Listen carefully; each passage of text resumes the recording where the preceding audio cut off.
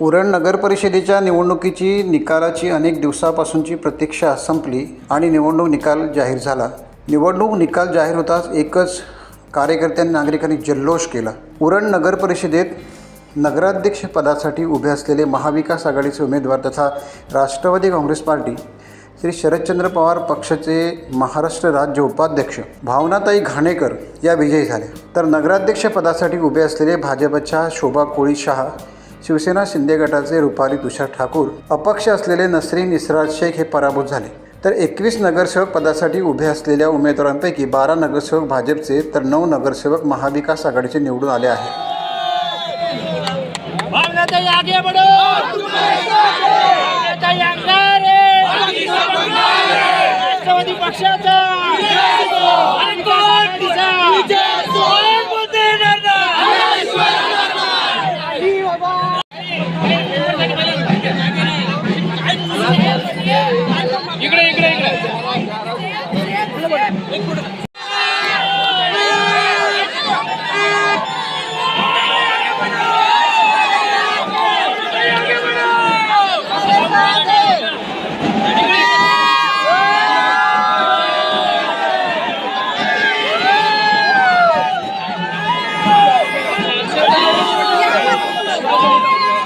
Times डिजिटलला like करा, subscribe करा, share करा आणि बेल आयकॉन दाबायला विसरू नका।